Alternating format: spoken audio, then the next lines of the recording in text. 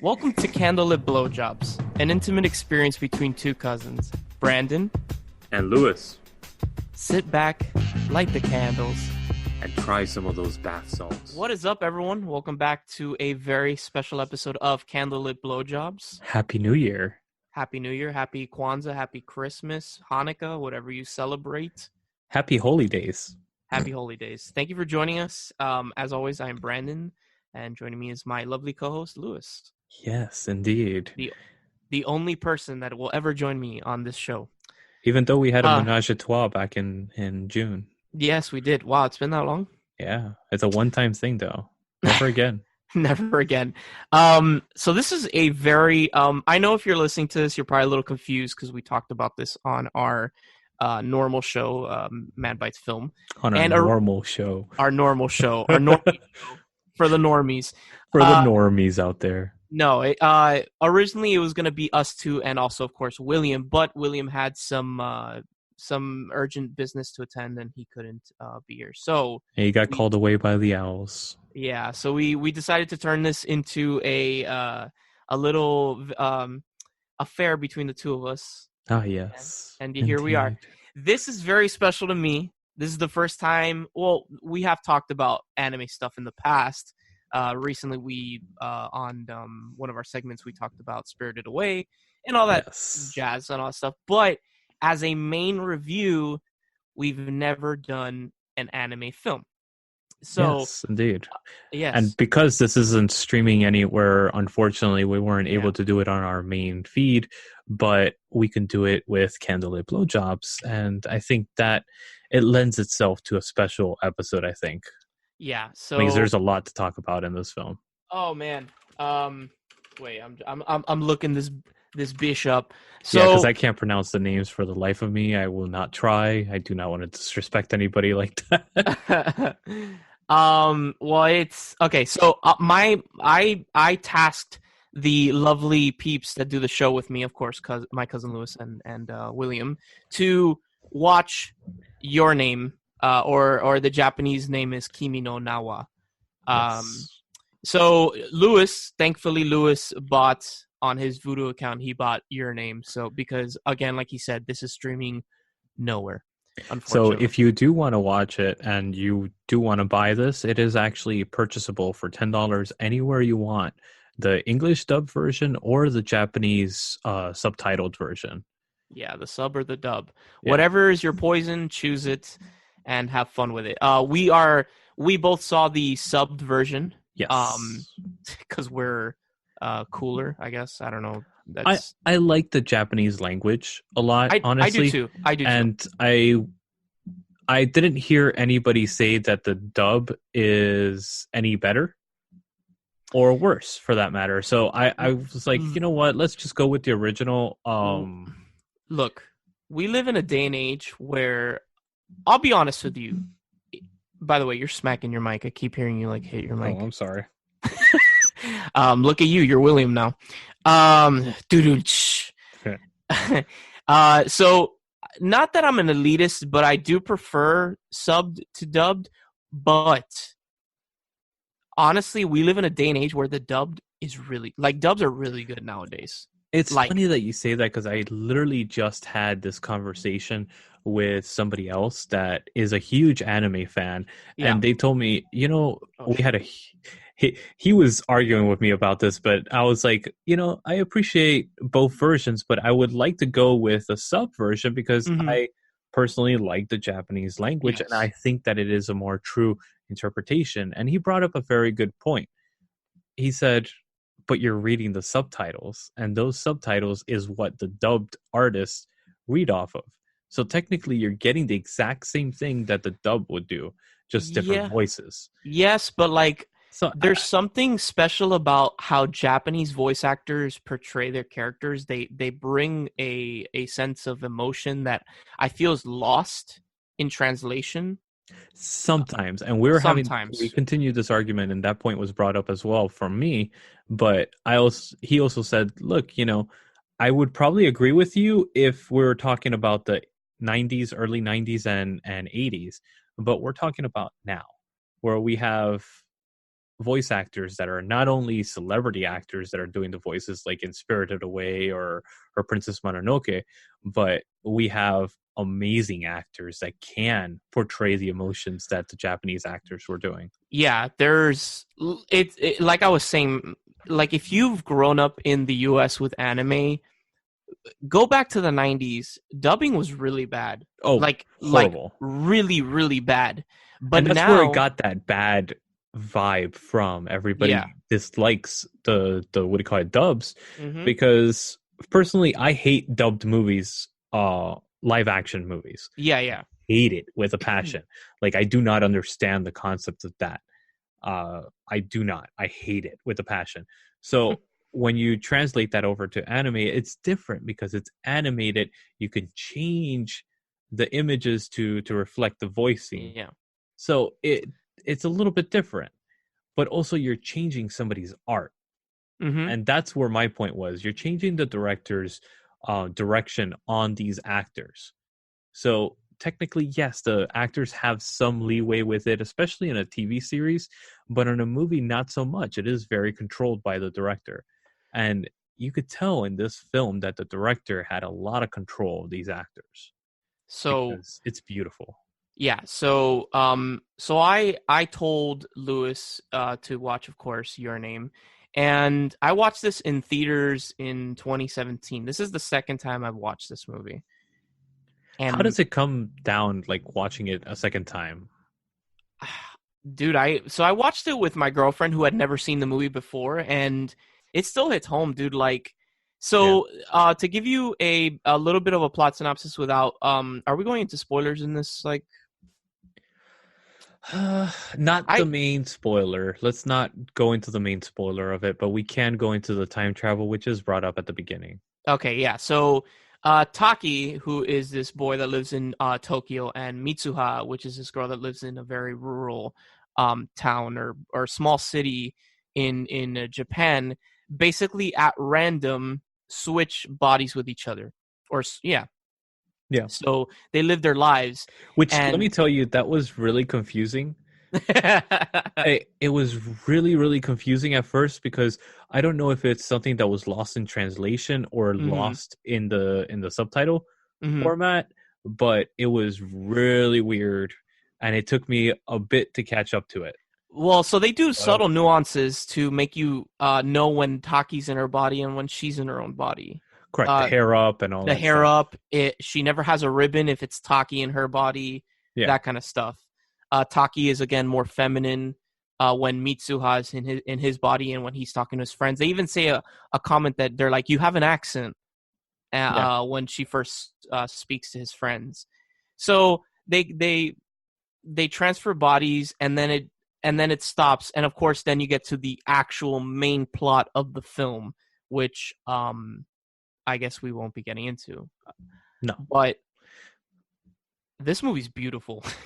Let me tell you, the landscapes in this are fucking incredible. Dude, there are scenes where my girlfriend was like, holy shit, that is incredibly beautiful. Like, there are scenes where they show, like, the town, which is the town surrounds a lake. Oh my god, yes. And it's just like, holy shit, dude. Like, just talking about it right now, I'm getting goosebumps. Like, just visualizing it in my head of like the cinematography, I guess, if you want to call it that, is gorgeous. And so this was the highest grossing anime film of all time, according to Wikipedia, which I'm reading off of, until Studio Ghibli put out Spirited Away in China in 2019. And that's, I guess, funny. Then Spirited Away became the highest grossing anime film of all time because of China. It's interesting because I honestly think that this film is more beautiful than any of the Studio Ghibli, just because of the actual artistry behind this film. The artistry in this film is superior to anything I've ever seen, anime-wise, ever. It is gorgeous.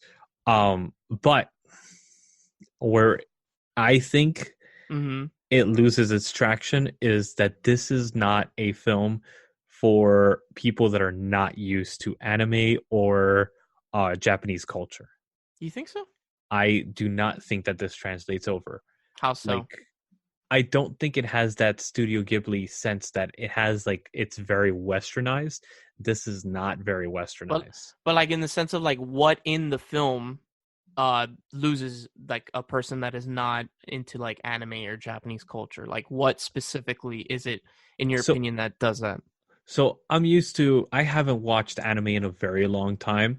So honestly, it did take me a minute to reinitiate my brain because I thought I was going to be watching a Studio Ghibli style film. Okay. So I was thinking very Western at first, and that's why I felt confused by the film at first. And then once I calibrated myself to think that this is a Japanese film, I'm like, okay, I can, I understood the culture a little bit better by doing that. And I've seen a lot of Japanese films, not just anime, but live action with Kurosawa and so many other directors from Japan.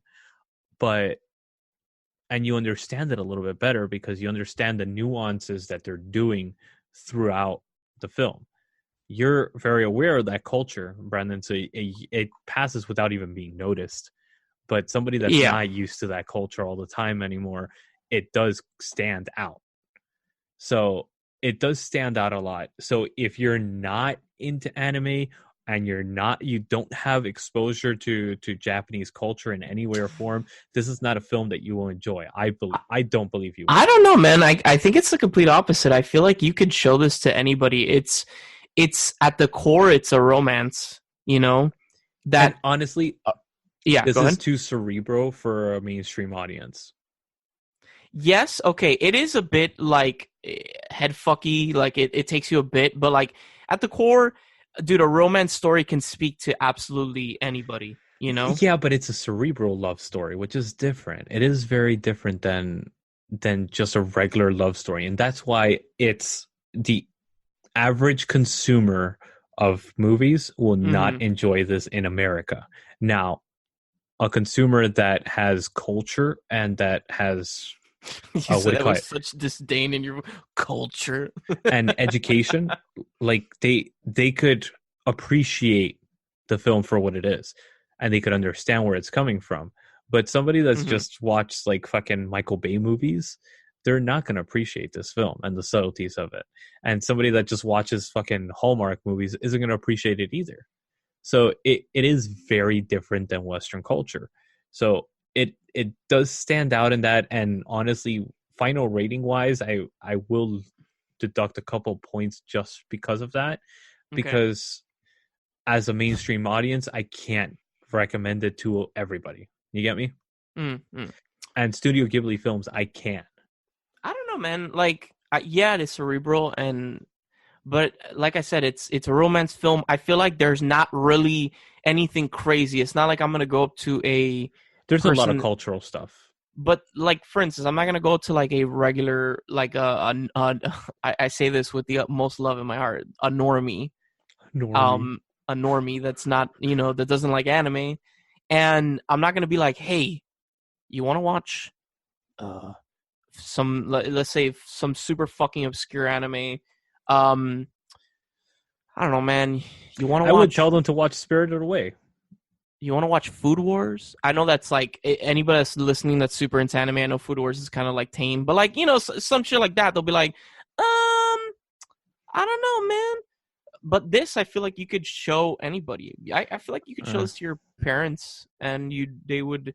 I feel like, maybe they'll get lost with certain cultural things. But I think they'll lose interest with it halfway through, and they won't get to that surprise ending that is glorious in this film. They won't get to that last third of the film, that last act that reveals everything that happens. They won't make it past that, because I will tell you, it is very hard to get past a lot of things in this film, and you will feel confused if you're not used to storytelling from Japan, because it has that kind of. And Branden, also remember, you have not only the experience with anime, you have experience with films that you've been exposed to that are outside of the normal films. The norm, yeah. So you like Memento, you somewhat like Irreversible. Those are stories that are kind of, very Yes. similar to this, that they're told in an unorthodox way. So they're not mass audience though. It's not easy to show that to a mass audience. Memento is one of the few Christopher Nolan films that don't make it to a mass audience. And Irreversible much less. What's your favorite, off the top of your head, what is your favorite scene in this film, I guess, without spoiling anything? Honestly, I'm okay with going into spoilers. You're the one that, if you want to keep it that way, we could give a spoiler warning. Yeah, let's give a spoiler warning from here on out. Honestly, before we go into the spoiler warning, if you enjoy movies like City of Angel, kind of movies that deal with time travel, time traveler's wife, or those type of movies that really do involve like a lot of like weird coincidences and switching bodies and a lot of stuff like that. It doesn't necessarily need to be time travel, but has that kind of metaphysical aspect of it and spiritual side, then you will enjoy this type of film because it has that romantic quality to it. So now let's go into spoilers. Awesome. My favorite scene is that last scene when they're on the stairway. When they're on the stairwell. Yeah. And they walk right past each other.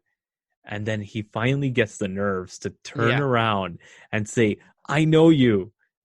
And then that connection hits. And it's like, yes. Yeah, yes. dude, because the last like 10 minutes of the movie, my girlfriend was like, yo, are they gonna, like, they see each other a couple times. And then there's that part in the train when they see each other and the train keeps going. Mm-hmm. And my girlfriend's like, yo, are they going to say anything to each other? Like, this is fucking killing me inside. And I'm like, just wait. Yeah. And then you have that beautiful, it is very, it's not like, how do I say this? You want fireworks in the sense like you want them to grab each other and kiss each other, you know, like the whole like fairy tale. But it like, happens so subtly and beautifully. Yeah, and like I love that. You could tell as they walk past each other that they both know that there's a connection between them. And then he has, like Luis says, he has the nerve to turn around and tell her that I think I know you. And then it's beautiful. Like the movie it's just a really like powerful love story. Like, it's the whole story about that love transcends even time, space, any type of interaction, even your physical attraction to a woman, somebody that you dream about. It even surpasses that. And it doesn't matter how somebody looks, how somebody is on the outside, they are going to be loved by somebody and loved so deeply that it transcends anything and everything, that you're willing to sacrifice your life to make things happen. Yep. And I really, really connected with the movie because of my point in life. You have no idea how happy that makes me, like, that you enjoyed something like this, because I honestly think that Your Name is a beautiful, like, film and also an anime film at the same, you know, both. It's, man, like, just the scenery, everything, the story, the characters are very likable. You feel like everybody at one point in your life you have loved somebody and you have, you know, you've lost a love or whatever. And I don't know, man. I think that this film can resonate with a lot of people. I agree. I think this kind of transcends a lot of different things, and it can resonate with a lot of people, but beware about the fact that it has that cultural aspect. And Branden, I wanted to ask you, because did you watch the subbed or the dubbed initially? Subbed. Oh, damn it. Okay. Because you wanted to like know a comparison between the two? Yeah, I wanted to see if they actually translated like the stuff that they show on the phone and all that stuff, the notes, the diary that's written. What I'm assuming they do is that they will not translate the actual text, but there will be like subtitles of what it says. Yeah, because I didn't see that in this film, and it really pissed me off because I really wanted to know what those texts were and the and the diary was, and I was like that. No. And that's another thing that kind of lost me. I was like, damn it, man, I wanted to know more about that, you know. And it's lost to us, you know. my favorite scene in the film is when he goes to when after he's found out that basically she's 3 years in the past and that she is dead because of the part of the comet that hit her town. When he goes to the shrine where they left the fermented sake. Oh, with the hands. Yes. And he drinks it and he falls back. And then there's like this very like weird, like he's on drugs scene where he's going through the water and then he sees like her life, her being born and them cutting like her umbilical cord. And that was really trippy actually. And yeah, it's like beautifully shot and like then you get that whole like that his bracelet is like his umbilical cord to her. Yes. And like his connection with her. That was really nice actually. I like that. Yeah. It's just man. And then when you see like when he wrote like instead of writing his name, he wrote "I love you." On her hand. That was really cool. I was like, oh. I'm there crying like I didn't cry. I'll be, Carla, if you're listening to this, I know you're probably not, but if you are, I've never seen you cry like that in the film. Aww. There was a couple of times where I looked at her and she was like legit crying. Really? Yeah, I was like, damn. I didn't cry in the movie, but I got teary-eyed. I'll admit, I got teary-eyed, but no actual tears came out of my face or out of my eyeballs. Not my face. It'd be weird. I wasn't at all. Like, I was concentrating on the movie and I really didn't get teary-eyed or anything. It was a good love story and all that stuff, but the connection wasn't there because there was factors missing, dude. Like the text messages, like that type of nuances that really would have helped make this film that much better. I don't know, man. Like, it's always there. Like, just think about it this way. Like, and I'm nitpicking, honestly. You kind of are, which is fine. Like for instance, she sets up a date. Mitsuha sets up a date with Taki and the older girl. I forgot her name. The one that works. I don't remember. Yeah. Who is very hot. She's probably the most attractive lady in that film. Right? Seriously. Yeah, she's definitely the most attractive. And it like she goes to Tokyo to see how the date went, not knowing that she's 3 years in the past. Yeah. It's like things like that you're like you were saying earlier, that love transcends everything, that she is willing to, and that you find out about the ribbon, where he got the ribbon. Yeah, I was exactly. Like, oh, that was so cool. Yeah, that is so cool. And you get the impression that that's where it came from, but you don't know, and you understand that's why I asked you if you felt a different way watching it a second time, and you picked up on little nuances, like she's the one that ties her hair with the ribbon, and he doesn't. Yeah, when he's in her body, and it's like, that's so interesting, Yeah, like whenever he's in her body, he has like a ponytail, but no ribbon, and then when she's in her own body, she has the ribbon in her hair. It's little things like that, I guess, that the director did to. So that the viewer can differentiate when they've switched bodies. With Taki, it's a bit harder because there's not really much that they can do. But yeah, agreed. But I think that it is a very enjoyable film. Now, I want to give it 2 ratings because I think that this film deserves 2 ratings. My personal rating for this is a 9. It is a solid film. It has its little nuances and stuff like that, but I really did enjoy this film. There's little plot holes that kind of like drove me crazy, but this is what are the plot holes? I kind of want to know. The whole time travel thing. That time travel sequence was really threw me off because I was like, no, that really. What part of the time travel sequence? Where they're able to change and alter the events and all that stuff. I was like, I wanted to know what she told her dad. Yeah, and there's a lot of instances like that. No, there's like, I wanted to know more. It doesn't make sense. They didn't. There are plot holes in the sense of like, throughout the last like 20 minutes of the film, it feels very rushed. The last 20 minutes. I wouldn't say it feels rushed, but for instance, like the piece of the comet breaks off, and it's like there for like 20 minutes. Yeah. When you actually see the comet hit the part of the comet, it's like very fast. Like it breaks off, it falls down, and then like pieces hit the town, and then like it causes the catastrophe to happen. Yeah, but again, it is what it is. I would have liked them to go.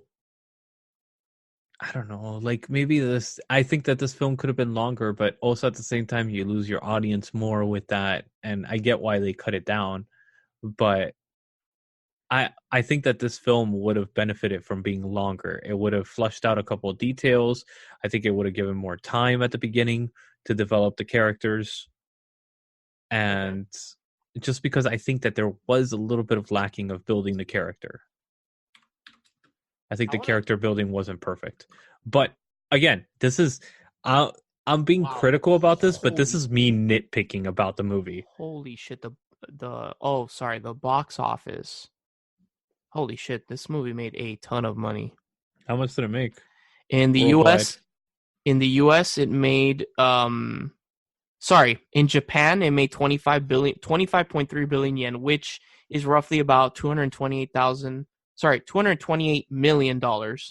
Okay. And in worldwide, it made an additional $359.9 million.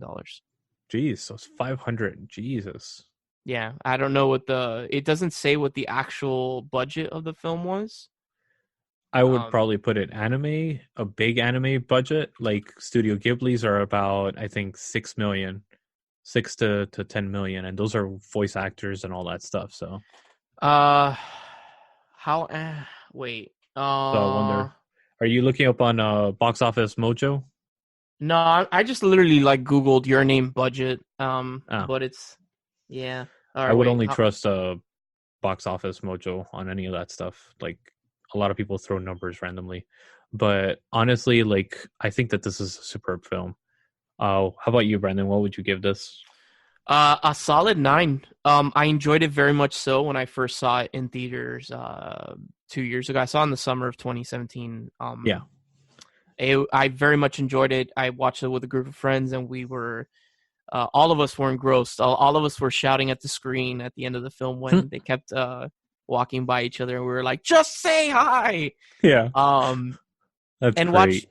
Watching it again, it still holds up. And not only that, like picking the little things, like like I said earlier, the cinematography. There's some shots in this movie that are absolutely gorgeous, breathtaking. Gorgeous. The animation in this film is.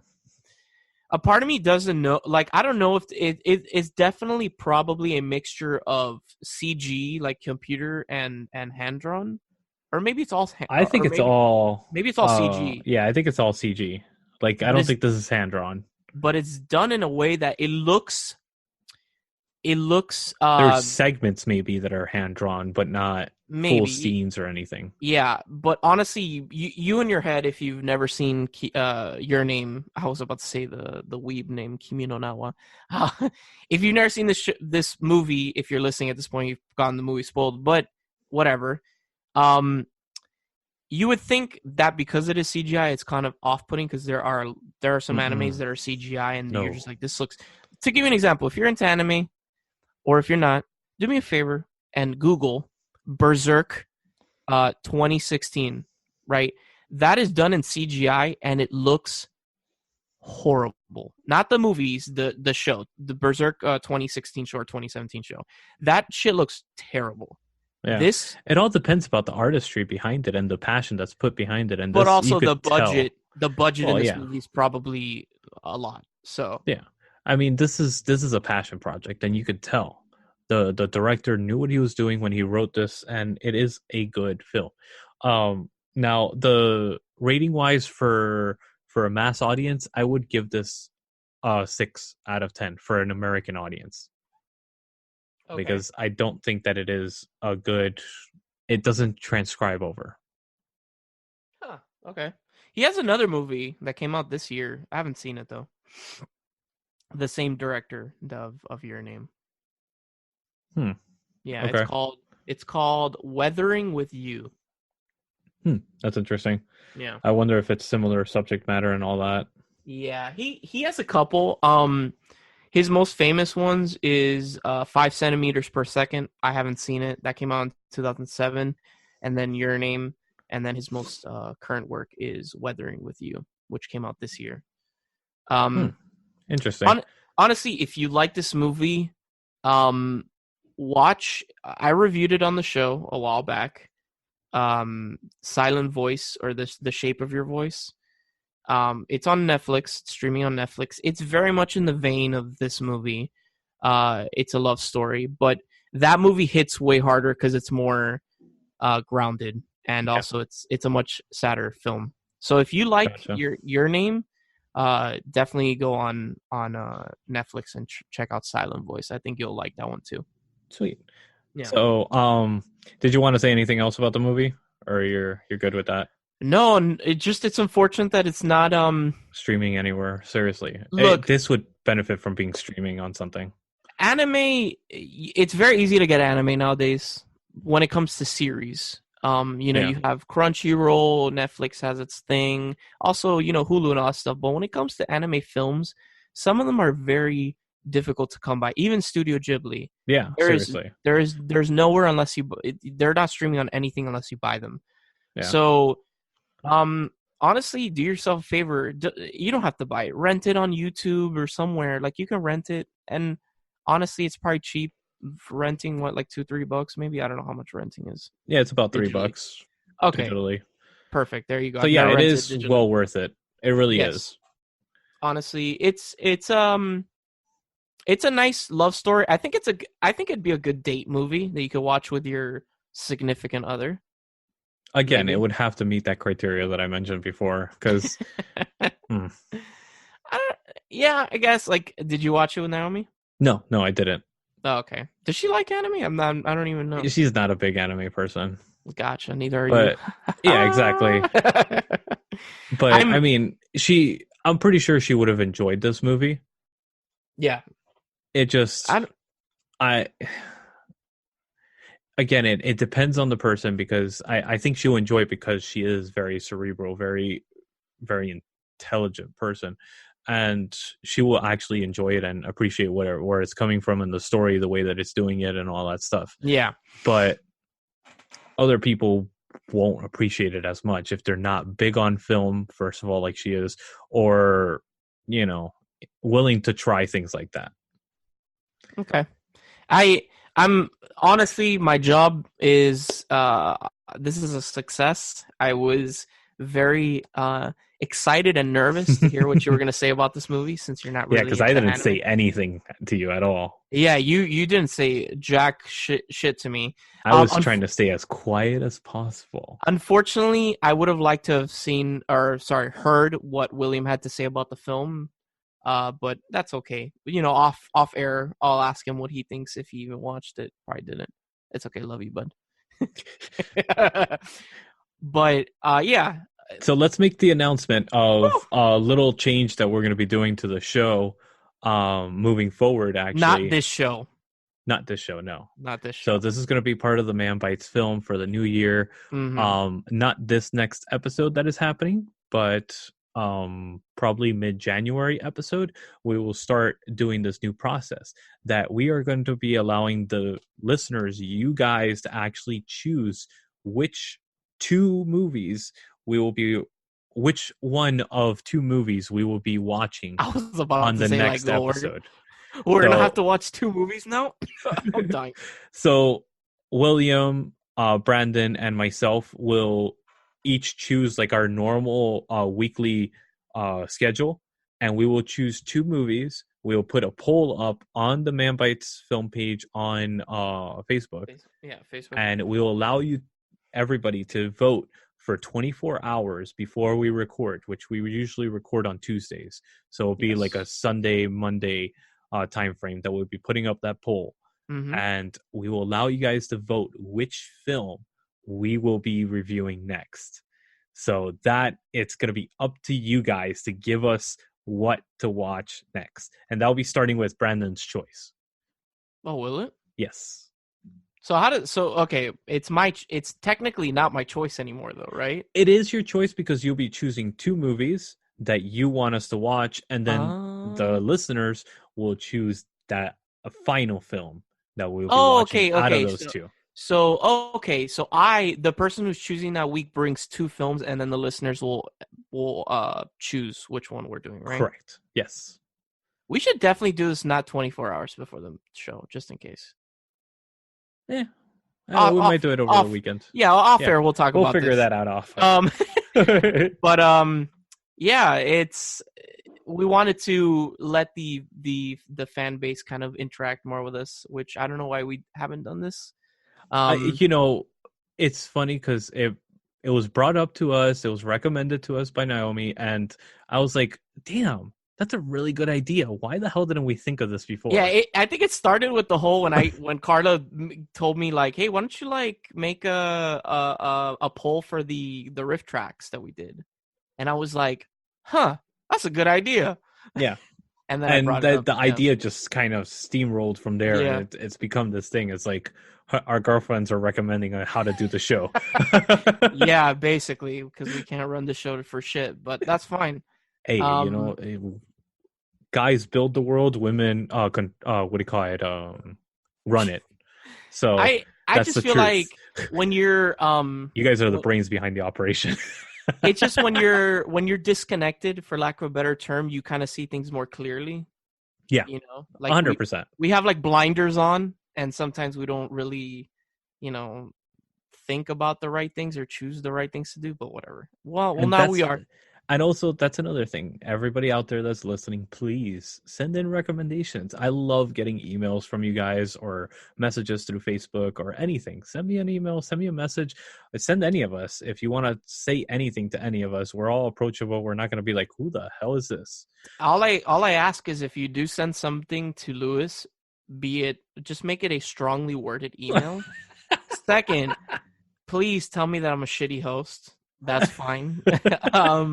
And then, tell William that you definitely hear the noises that he makes in the back, because that'd be incredible. Right. So we love you guys. This is a wrap for 2019, and 2020 is going to be an amazing year for us, and I hope for everybody else out there. Is this dropping before or after New Year's? It's dropping on New Year's Day. Oh shit. Well, in that case, have a wonderful New Year's Eve and be very safe. Don't do anything stupid, because we want you to be listening to us in 2020. That's your new little catchphrase, isn't it? What? You said that in the last episode too. Hey, man. It's nice. It's nice. I love the listeners, man. I don't want them to do anything stupid. We love each and every single one of you. No firecrackers up to, No. But that's sexy time. No, Jesus Christ. So yeah, have a safe New Year, and of course, keep the candles lit. And the bath salts. Yep.